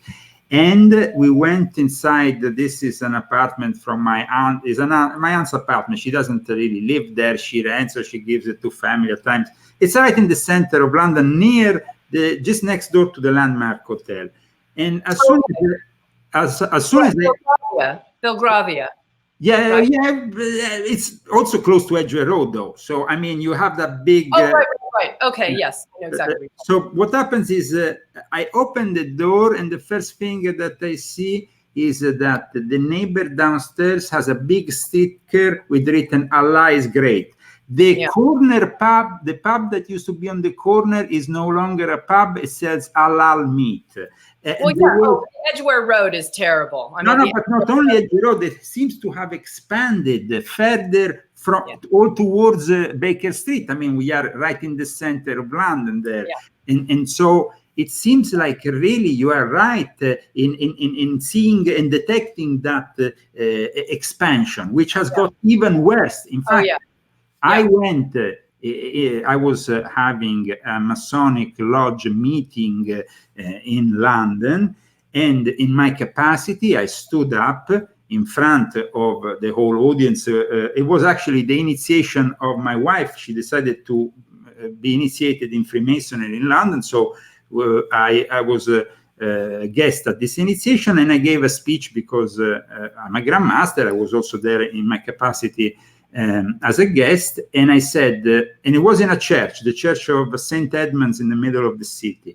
And I turned around and I indicated the image of Jesus, and I said, you are a bunch of fools. If you want to continue doing this kind of thing, you need to fight Islam now and back them off and stop immediately this crazy expansion, because there is going to be no Freemasonry or alternative thinking the moment in which you are not stopping this invasion. And they tried to stop me from finishing even the sentence. You know, Christy, they kind of got a little bit, my wife was a little bit upset because the worship master was conducting the work kind of nearly stopped me by talking, which is actually unprecedented, because once you are giving a speech, you can't be stopped. But I was not taking this rubbish. I said, you are ruining a country. And as I'm half British and I'm of royal blood, I tell you, we have been defending Christianity here, and you are betraying Christianity. So my stand was very critical, and but you're completely right, Julienne. Please continue. It's very bad what has been happening. And I think that the pinnacle moment for my husband and I've talked about this before, was during the, do you remember the Danish cartoon incident? Of course. It was during that time, and they had a protest, and then they had a counter protest. And the counter protest was in front of the Danish embassy on, was it Sloane Avenue or Sloane Street? I always get those confused. Okay, so you were living in the Chelsea area, more or less. Yes, I was in Chelsea, So, you know, so my husband and I decided to go to the Danish embassy to show solidarity, you know, for the counter protest. So we thought, because, you know, we had seen the protest the week before, and you had, you know, thousands of Islamists walking down the street with all sorts of signs saying, you know, kill the infidel, get ready for the new Holocaust, you know, all this, behead the infidel, all this stuff. You know, they're not getting caught, or they're not getting stopped or arrested or whatever for saying all this. So anyway, so this counter protest was happening. We went to the Danish embassy in Knightsbridge. We show up, and there's 4 people there, 3 people there. There was an older man who had served in the war, you know, with a Dane and he wanted to show solidarity. He was there with his grandson. There was another guy there who was 30 and I think one or two others. That was it. Wow. And meanwhile, across the street, there's a park on the other side of the road from the Danish embassy, if you know London. Across the street, there's a park and, you know, quite a big walkway. And there was about 150, 200 Muslims, all with those same signs, sort of yelling and screaming, you know, Allahu Akbar and the whole thing. And one of the guys on our side, you know, held up a sign that said, you know, down with Islam or screw Islam or whatever. Guess who was arrested? Of course, the guy who criticizes Islam will be arrested. Yeah. And the cop actually said to the group, he said, you know, I don't know how long I can guarantee your safety, so I would recommend you guys leave. Yeah, unfortunately, yes, London and England is really lost to Islam. The problem being, you see, it started really gradually in the 70s. I remember when, you see, I have been in London all my life. My mother was born there in Chelsea, in Fulham, there in the area which you described. She was brought up there, and I started to go in London from a very early age. Probably the first time was when I was 3 months old. And the first thing I remember was when I was growing up, was seeing all these women wearing these traditional. And I was saying, but how is it possible that they're letting London being bought out by, you know? And then I understood. Have you seen the market? Have you seen the market on the Fulham Road in Fulham? Have you seen that outdoor market? Yeah, it's like welcome to Saudi. Yeah, sure. Unbelievable. I mean, if you go to Edge Road, it's even worse. Edge Road is like beans. Oh, I know. So the thing is that I asked my mother, I was like, you know, they're going around like this, and you could see them in Selfridges, and they were all kind of very because there were still a few, no?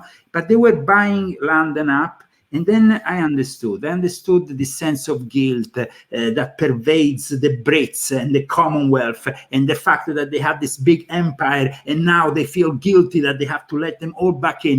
And it's not just the British, though. I think all of Europe feels this collective guilt. No. Listen, Julienne, I have a British mother. It is the British. And my mother is cousin to the Queen of England. So the epitome of Britishness. So I know exactly what these people have in their sick head. And their sick head is that they feel guilty. Oh, darling, but we went into India and we're so bad to them. My great-grandfather was there with the colon, you know, in India, for example, with the British military, for example. But, I mean, the thing is that they have this sense of British guilt. Oh, darling, you see, we were bad with them, you know, so we have to make up for them. And we let them buy this thing and we let them do this. And so while I was watching all this, I got more and more upset. And I still remember, I think it was approximately in 2002, after I was beaten up almost to death in the streets of London, I went and delivered a speech at the Theosophical Society and said, you're a bunch of fools. They're gonna bomb your underground. I know for sure they're going to bomb your underground. And in fact, one of the underground stops that they bombed was actually the stop I used to use every day, which was Edge Road. So, I mean, and it happened a week after I was actually in London. I was there, 7/7. I was there. Yes, I actually went for visit. And fortunately, I wasn't there on the day, but just a week before. But the thing is that the way that the Brits are, you see, they have this, unfortunately, this sense of guilt. The Muslims are a bunch of crooks. I mean, I'm not saying that because I don't know them. I have them in my blood. I'm half Sicilian. So I know exactly how, if the mafia was born in Sicily, it was because of their mafia, of the Muslim roots. Let's not forget that. When we talk about mafia, we think, oh, Sicily. Yes, because Sicily was for 3 centuries in the hands of the Fatimidi, which was a Shiite group. So, I mean, I'm called Zagami. Zaham is from Iran, so I even have Iranian blood. I know exactly how these people think, and I was involved with Islamic people, and so I know exactly what they think, and I know that they think that the Europeans and the Brits are too naive to stop their invasion. That's the reason. That's the reason. Yeah. Robinson, right? The book, John, what kind of book? Tommy Robinson, John? John, what book is that? That's the edition that Tommy Robinson's involved with. And what they've done, see, the way the Quran is structured, normally, excuse me, my books are falling down. we have John Barnwell falling on his head. Let's start. Okay, John. Okay. The way the Quran is... During the quarantine, your beard and your head got out of control. Okay, that's good. That's good. That's good. That's good. I left my mask in the car. Yeah, normally when you pick up a copy of the Quran, it's listed according to a different order. It's not chronological. And what they have done in this particular version is chronologically organize the texts within the Quran. So you see the transition from the early period where he's going around and trying to convince people of what he's talking about. And then it gets to where he makes the journey, and then he ends up marrying a Christian woman, a wealthy merchant, and develops an army and starts using his sword as a means of convincing people. And so it's a distinct departure from his earlier adventures. And keep in mind, though, you think he was more spiritual in his early upbringing, Muhammad? That could be said, and there are those that consider Islam to be a heretical sect of Christianity, essentially. You know, it's just. I think Islam is an imposter. I think it's evil. Well, okay. I think it poses as something godly, and it's really the opposite. Yeah. I think let me finish. We will let John continue, but definitely the message that Muhammad had in that cave could have been given by a demon, not by an archangel. Yeah, it could have been a genie. Yes. And so consequently, those forces that have not aligned themselves with the Christ impulse, shall we call it, yes, which is that God is love, and forgive them for they know not what they do, and all of these various adages that get forgotten so often by Christians. But if you study the history of Islam, and you find that the books weren't even beginning to be available, the texts, the Islamic texts, until 200 years later. And if you did, there's a video that does a survey of the earliest mosques. And you know, in a mosque, the direction it points so that you bow towards Mecca is very key, right? But if you study the early mosques, which can be done as never before with satellite technology, you'll find that all the earliest mosques all point, and all of them converge, and it converges over the city of Petra. So that the point is that Mecca is not the real Mecca, that the real Mecca is the city of Petra. Which is quite, I think it fits all the descriptions in the Quran, which Mecca has no archaeological sites that predate the Islamic period. So that it can't be called the mother of cities. It was just a stop for caravans. I mean, it wasn't even a significant place. See, so there's a lot of difficulty in Islam studies when they're just starting to develop it over the last 30 years or so, which is fascinating. That being said, I have friends that are of that conversion that are very nice, as everybody does. And not everybody participates in all aspects of their scripture, just as I know if I went according to Deuteronomy in the Old Testament, that'd give me the right to own a Canadian. You know, so again, not everybody's implementing all the rules of their books of the laws, as we shall say. Agreed. Now we have, I'm showing here an article, mosques adapt to coronavirus, but in Culver City, neighbors said it was too loud, so they let them have it, saying that the call for prayer was too loud. Of course, We have also showed yesterday here on the Leo Zagami show, Bella Ciao, the Marxist anthem played out from the minarets of a mosque in Izmir. There seems to be this a stronger and stronger alliance between communist left-wingers and Islam, even if they really stand for things that are completely opposite to each other. I mean, the Islamic people would like to just throw off the roof and cliffs gay people. At the same time, the left-wingers would like to have gender fluid reality. They should make peace with their mind, we say in Italy. For the leftist masses, they are basically the useful idiots. But the one thing that leftism and Islam have in common is that they are both big on authoritarian totalitarianism. It's just a different strain of it, but it's still totalitarianism. That's where they all want to reach. They both leftists and Islamists want to reach this utopia. There's just different aspects of it. And so they do have an alliance, absolutely do have an alliance. The left want to rule the world in a globalist sense. So does Islam. Same thing. Very, very similar. So, I mean, we in Europe and in the West have a massive battle on our hands. And I think for those of us to just continue to put our heads in the sand over it, it's a massive, massive mistake. And you can see how quickly, in America, for instance, you're not seeing the same percentage level of Muslims here. So you're not getting the same pushback as you do in Europe. I mean, your percentages of Muslims in Europe is much, much higher. And there's many more terror incidents and more, you know, you've got the grooming gangs and rapes and et cetera, going on. And so they're seeing more of what's happening over there, and in fact, how people are converting to Islam or having to be subjugated into Islam.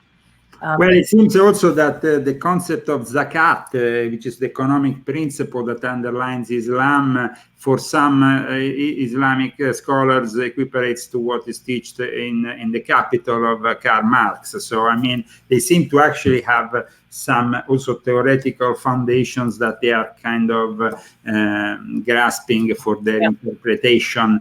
But it is definitely, there's a lot of controversy, and I myself have an experience by living with the Muslim communities back in the days when I had my first wife, and I ended up having a child that I never saw again because she is Muslim, and of course I'm not Muslim, so then that's it. For them, you know, if you are not Muslim, you're not allowed to even see your child.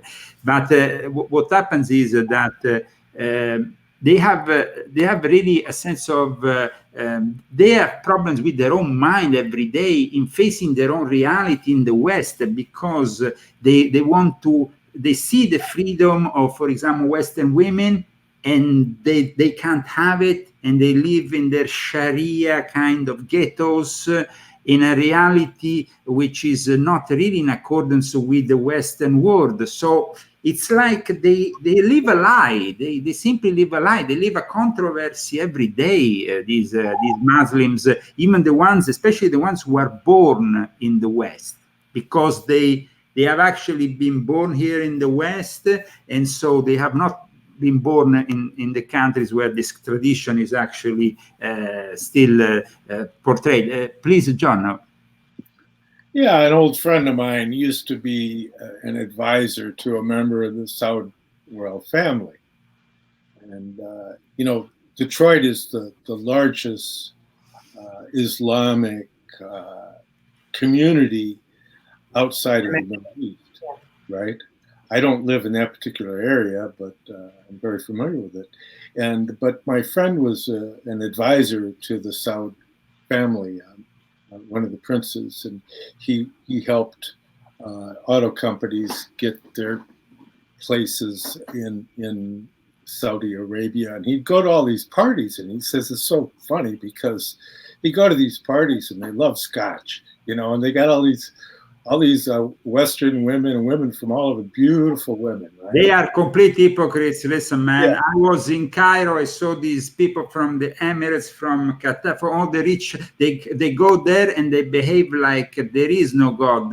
They actually have prostitutes, cocaine, this and that. Yeah, the whole deal. And Right. then they go back to And their country and they act like they are super conservative. Yeah. And if you do one of these things, they're gonna chop your hands. They are hypocrites. That's One what. night he leaves the party with this one girl, and he's driving in the car with a convertible, right? In Saudi Arabia, and in Riyadh, and he's driving along, and he gets arrested by the religious police, because she didn't have a head covering on, and then they found a bottle of scotch that the prince had given him, and so they got put in like Sharia jail. Well, I mean, it's not that funny when you end up. I mean, I'm sorry. It's the reason. It's one of the biggest reasons I left Europe. Okay, because I saw what was happening in Europe, and I saw that they were kowtowing to the Muslims and to Islam. And I didn't want to see it, and my husband didn't want to see it. I mean, I'm a British citizen as well, and my husband is English from you can trace his family back to 1000 AD. And we didn't want to see England go down up front and up close. And the reason we moved to America is because we saw the patriotism after 9/11, and we thought America's going to be the world's last great hope in fighting Islam and hopefully fighting the left. Now, the reason I came out is because, I see all these things going on. I've seen what's going on in Europe. I see the way that leftist globalism is increasing. I see the indoctrination. I see all these things. And I thought, why am I staying silent? Why am I going to stay silent? What, for my little career? Really? I mean, there's things way more important than my little career, way more. And that's why I came out. That's why I've spoken up. And that's why I continue to speak up. People can hate me all they like, and they can call me all kinds of things, bigot, racist, whatever. But I believe in Western civilization. And I believe that we should save Western civilization.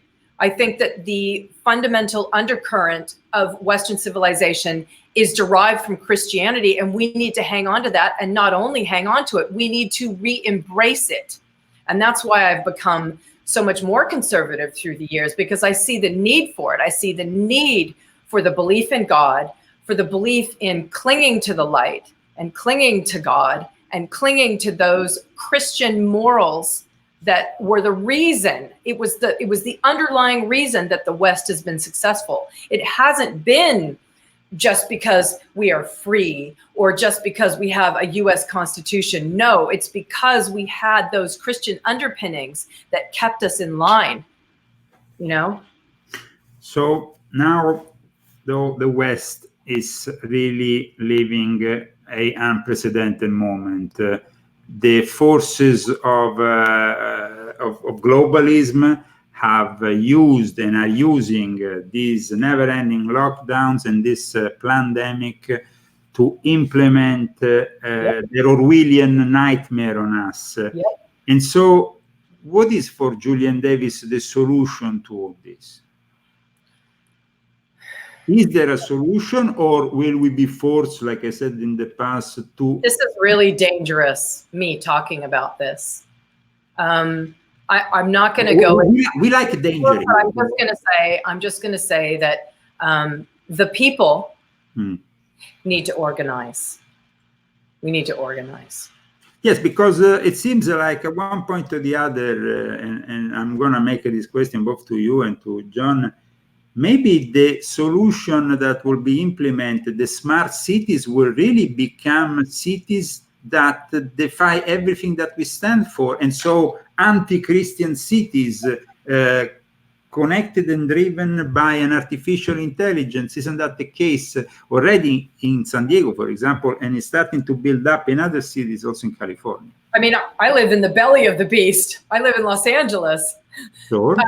You know, a lot of people that are conservative are saying, oh, you know, I'm going to leave California. California is finished. It's not a question of leaving. I have the opposite belief. I think, no, do not leave California. And in fact, bring 100 of your friends so that we can take California back, so that we can take New York back. No, but I don't think maybe you misunderstood my question. I also live in California, I live in Palm Springs, but I will never live, even if you paid me, in the hills of LA, because I know that smart cities are the next move of the New World Order, and that we need to avoid cities at all costs, wherever they are. It can be California, it can be even a red state.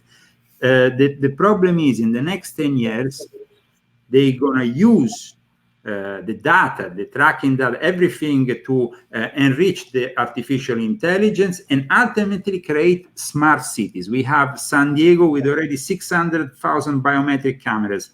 Cities will become something that is not good to even go close to if you don't want to be identified, if you don't want to be tracked. So it's like, we are really discussing here, will you still like to be in a city in the years to come, or you will leave the city, regardless of I would, if it came to that, I would leave and I would organize and then I would come back.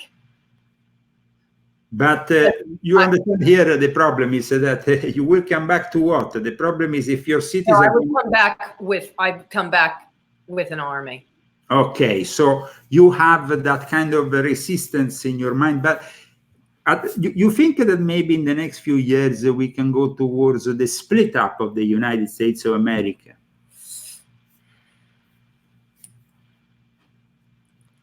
I hope not. But I honestly, I don't even, I can't conjecture what is going to happen. I really don't know. I really don't know. I would love to think that, I know there's a lot of conservatives that say, oh yeah, it's, you know, it's going to be a Trump landslide. And, you know, we have witnessed there are quite a few Democrats that are starting to red pill because of the lockdown. They're starting to realize that this level of totalitarianism is not really good for living, you know? So I know this sounds terrible, but we'll see. We'll see. And we need to be ready for it. We need to be ready to react either way. John, do you think Democrats also being red-pilled, or are they still in Nancy Pelosi's weird panties? Well, there's always going to be those hopeless souls that can't seem. I mean, I bumped into some on FB. I call it FB. I don't even want to yeah. I bumped into some this morning, and it's like, you just wonder how they come up with the conclusions that they have. Decades. It's so feeble-minded.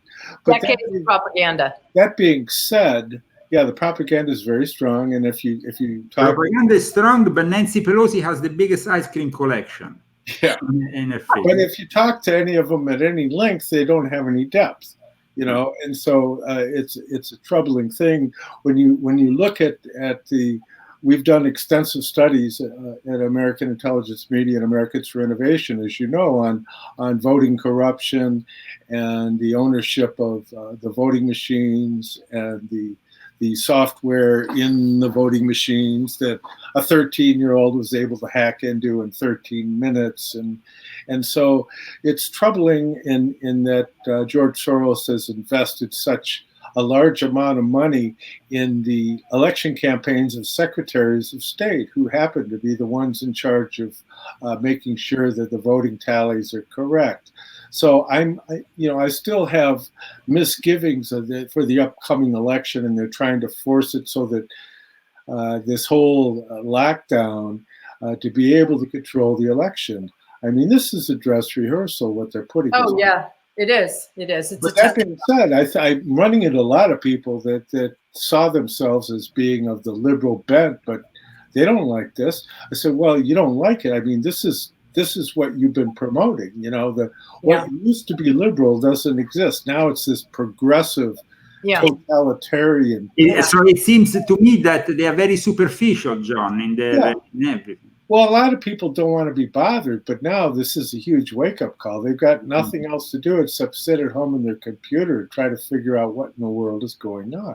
So it actually has probably had a good some good results, even aside from. I think that there's a certain amount of people that couldn't help but get red-pilled. I mean, and it's tough because you have the whole cognitive dissonance that you have to go through when you realize what a crushing emotional and psychological effect of having things that you believed in so strongly crumble before your very eyes because it's a bunch of fake stuff put together by globalist banksters. I mean, it's, yeah. Well, like I said, I described it like falling off a cliff. Yeah. You don't know what to cling to anymore, you know? Yeah, exactly.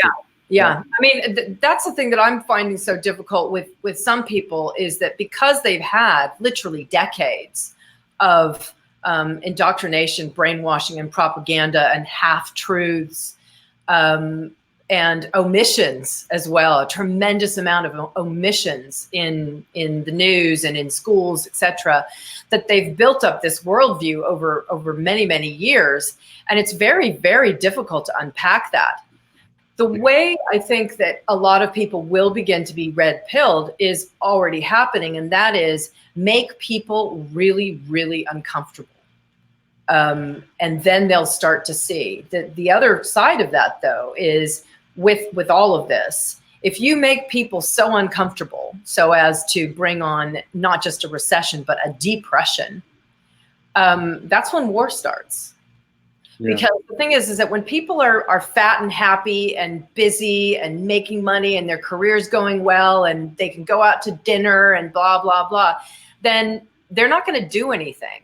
You make people really uncomfortable, that's when people get, that's when people take action. And I'm not hoping on it in a way. Well, but remember, though, Julienne, that they can take action if they have weapons. Because in Great Britain, they can take no action when the weapons are only in the hands of the thugs and the police. Or in Italy. Or the military, and you have a lot of patriots in the military. Yeah, but in Europe, unfortunately, that doesn't happen because what they do is they just give more money to the generals, which is an old technique. If you have a bunch of people that can be a problem, especially in the military, what you do is to rise up the money of the salary of the generals, of the colonels, and then they will in turn try to control the situation. What I think is, we'll see, because I know that there are a number of underground movements all over Europe, not just in England, all over Europe that are preparing. There is people that are preparing, but the problem, especially in countries like Italy, for example, is that the only ones who have the weapons are the mafia, and the mafia is in it with the state, and so it's very difficult because basically they are the ones who are oppressing the people.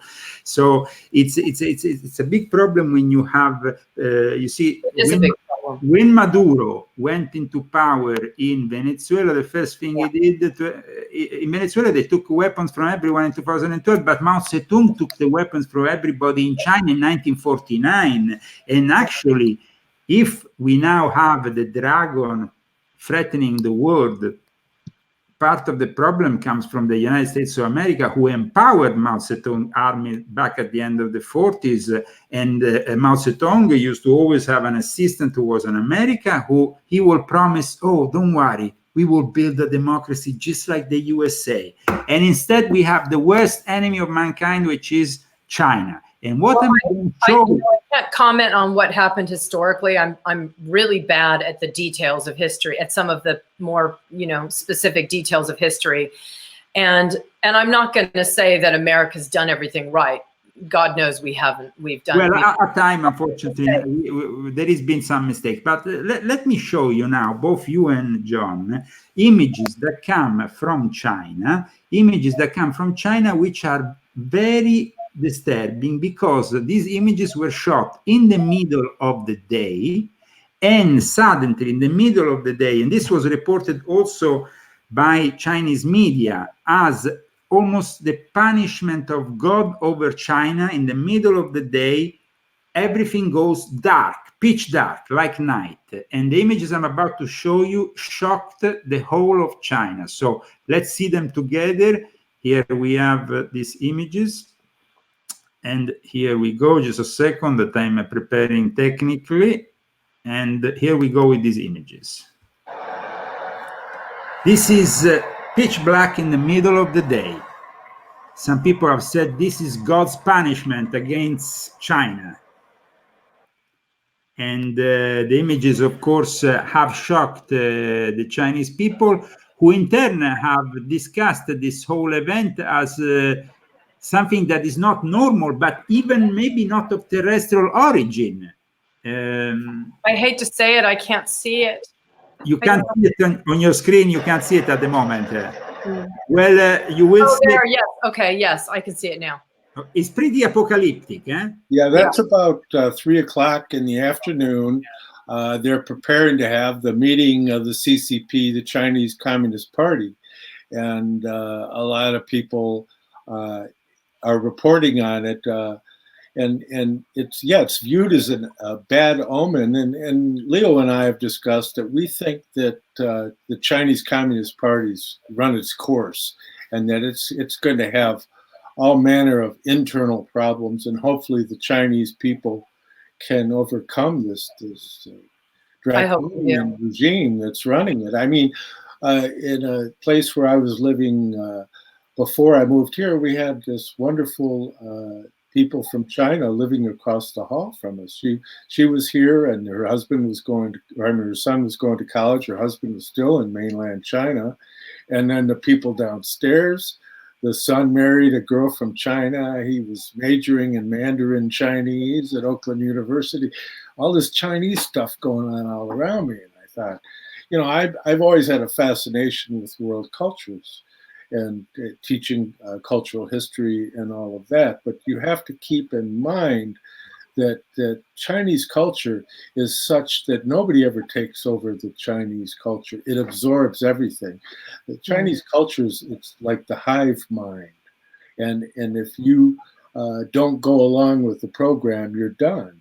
And while you meet them as individuals, they could be charming. They have a national character that wants to go along with the authority. Well, it's collectivism.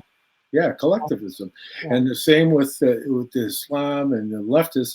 And I think they all think that, okay, well, we'll cooperate with these guys and go against all the red pill people. And then once we get rid of them, then we can take, you know, it's like my enemy's enemy is my friend. It's again, we have a very, very big battle. Yeah, we're just in the beginning of this. Yeah, this is something that really is going to continue on for literally thousands of years. I hate to say that, but this is not a new development. No, I mean, what's interesting, I posted something a while ago about the banality. It was an article about the banality of the human mind and how people have this tendency to go towards this kind of collectivism. Yes, but Julienne, we are going also towards the biggest revolution in mankind, and you, I know something about it. We are going towards the AI revolution that will take over the world and give it in the hands of cyber Satan. By the year 2030, China wants to take over the world with the most effective AI. Now, we know that Stanley Kubrick had a lot to say about the AI. I know that you have some kind of background in the computer world. And so before the end of the show, I wanted to ask you something about this topic. Well, my only background in the computer world is that my father was a computer engineer and he worked for Jet Propulsion Laboratory, which is an offshoot of NASA. My uncle was... We know very well because it was born out of Jack Parsons, which was an occult. I know a lot about Jack Parsons too. It's very interesting, all of that. It's the juxtaposition of the Jet Propulsion Laboratory and Satanism and Aleister Crowley and Scientology. It's amazing. I mean, how all of these different things are coming together. It's very freaky. I talked to Stanley about AI. They were resetting a shot, and we were at Pinewood, and we were chatting away. And he said, "Oh," he goes, I've got this great new film I'm working on called AI." And I said, "Really?" I said, "Come on, Stanley, you haven't even finished filming this thing besides editing and all that." I said, "You're already thinking," it's like, "Oh no, it's going to be great." So when he died, I think a lot of people think that Stanley was killed. There's some people that think Stanley was, I don't believe that. I think that I saw that he was not a young 70. He was not a young 70. And I think it was just his time, sadly, even though he didn't want it to be his time, because he was very excited about AI. And I'm really disappointed that Spielberg took over that film, because I think that had Stanley finished it, it would have been an entirely different film, and it would have posed a lot more discussion and a deeper, it would have caused deeper discussion about what we're faced with today. Now, some people said that the connection between Spielberg and Kubrick was Scientology. Is that true? The connection was what? Between Spielberg and Kubrick was actually Scientology. Is that true? I don't know that to be true. I don't know that. I doubt very much that Stanley was a Scientologist. He just didn't strike me that way at all. I doubt that very much. I honestly think it was just Stanley and Steven. They chatted to each other often, as far as I'm told, and they talked about. So it's I just don't love most of Spielberg's work. I'm like, not great. I think he underestimates the intelligence of his audience, whereas Stanley doesn't. Now, Kubrick, though, already did a movie on the AI, because Space 2001 Odyssey, I mean, it's a movie about the AI, about HAL 9000 going against a human, like most AI intelligence goes against humans once they develop it. It's almost natural for them to be anti-human. Yeah, of course. So we are basically giving our future in the hands of an anti-human force. John? Yeah, I think you have to keep in mind, Stanley Kubrick is a genius. Okay, he has like an IQ of around 200, which is quite significant, considering genius level starts, around 135, 140. And he came into film from the technical side. I mean, he was a photographer. When he was 18 years old, he became a photographer for Look magazine, and he had tremendous technical capability. And so he was such an exacting technician in his films, and the way in which he approached things was so unique. And so consequently, I can't see him being the kind of person that would get sucked into any kind of cultic type activity, but rather he would find it fascinating that other people did, and he'd want to know about it. He was like a sponge.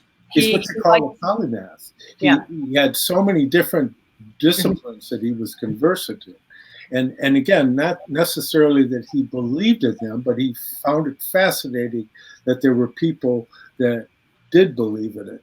And so consequently, there's an underlying theme in all of his films that is pointing towards something that he obviously considered very real, because he continually kept dealing with these types of themes regarding that there's more behind what's going on than meets the eye. I mean, going all the way back to Barry Lyndon and 2001 Space Odyssey.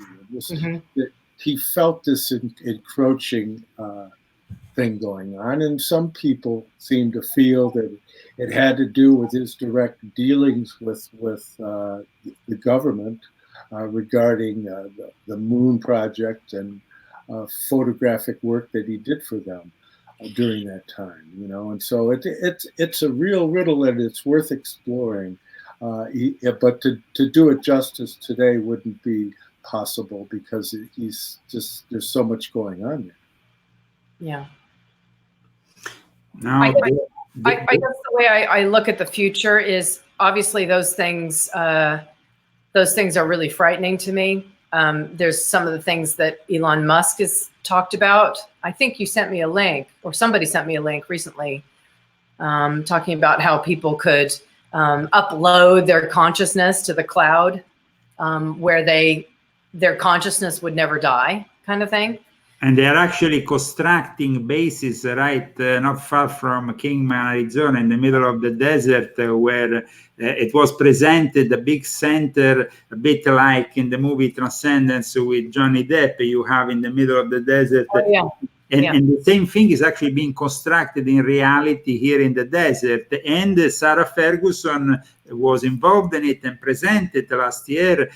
Sarah Ferguson, that we know, is the former wife of pervert Prince Andrew himself, very good friends with Jeffrey Epstein. And of course, all these people are part of a conspiracy, which is, of course, in front of our eyes every day. Then Prince Andrew now, the Queen is starting to hide him, you know, because he doesn't want him to surface too much in the open. But these guys are definitely involved with something that is the quest for immortality, which is an old quest by the Illuminati to eventually achieve immortality. Isn't that the case, John?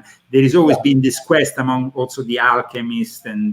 Well, ultimately, it does narrow down to where this kind of bizarre, archonic dream of silicone replacing carbon-based units, and that we're going to actually be able to transfer our consciousness from this carbon-based unit that we're currently occupying and then become immortal. I remember conversations that I had with Timothy Leary over dinner, several hours of conversation regarding that subject and what he called smile squared.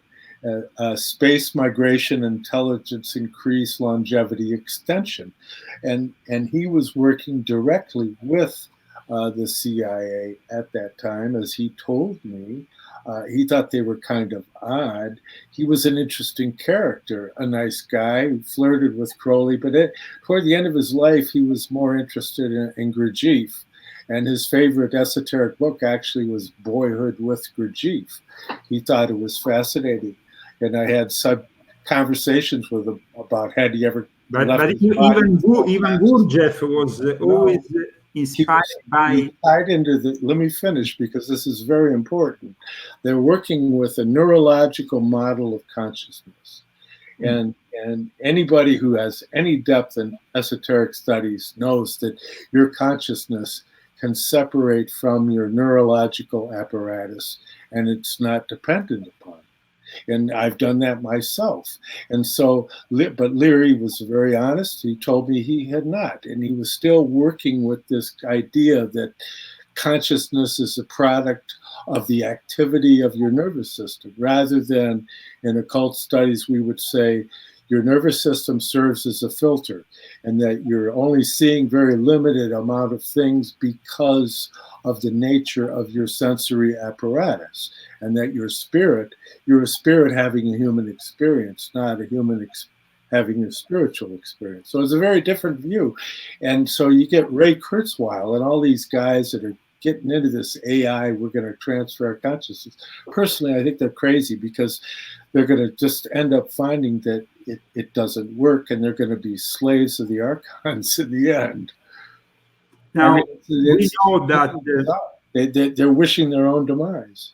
Now, we know that both Stanley Kubrick, of course, Stanley Kubrick was based on the late Arthur C. Clarke, but also on the work of Pierre Teilhard de Chardin, who also inspires The Exorcist. Now, I have written a whole chapter in my book, volume 6.66, about this. I actually cited also Stanley Kubrick, because not many people know that behind the scenes, all these people were connected to a Jesuit who himself is considered by Wired magazine as the father of the internet. and I'm talking about Pierre Teilhard de Chardin. Now, not many people know about this figure, so I just wanted to cite him today. Maybe you can go for further studies in it, but I can tell you that this figure is central for all the Illuminati and all the people around them. I mean, Father Pierre Teilhard de Chardin was so inspirational. Even when they made the film The Exorcist, they even imitated his own room, the details of his room regarding the Jesuit who was involved in the film. There is, of course, Jesuit supervision in The Exorcist. But then you have the subject of the AI and the internet, which is a completely different subject. Now, how these subjects are connected with each other? Well, the fact is that the AI becomes basically the gatekeeper for Satan, because the fact that the AI is made in that way, it doesn't have any soul, any empathy, anything, ultimately makes it evil. Isn't that the case, Julian? And then I would like to ask the same thing to John. Well, yeah, I mean, I think that when you have amorality, you have immorality, and obviously something that is an AI is amoral, and by that can be immoral, because whatever goal it might make for itself, there is no moral choice that it would deal with, because it doesn't have a soul. There is no spirit in the respect of the AI. And so for me, the reason why I would reject all of that is because I do believe that humans, as living beings, we do have souls. I believe that there is a soul. I think there is a spiritual world. I think that God is real, and I'm happy to die. I don't feel like I need to have immortality. I don't want it. I would rather join God upon my mortal death.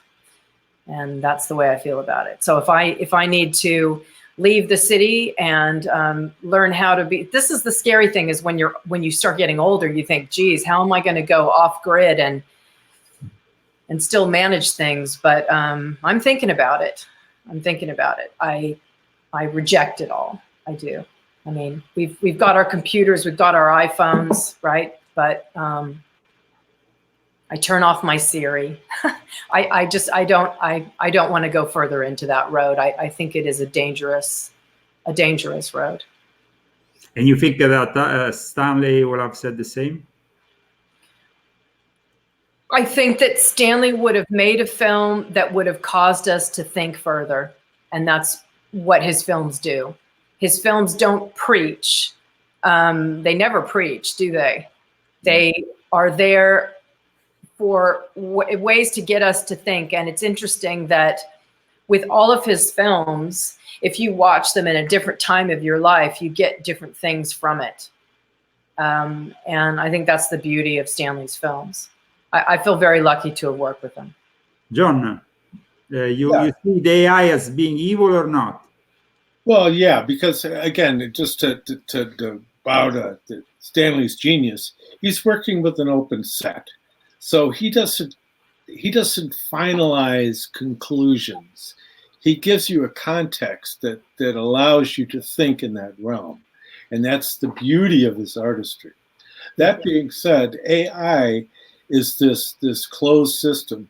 If you look at the silicon-based technology, it's a dualism.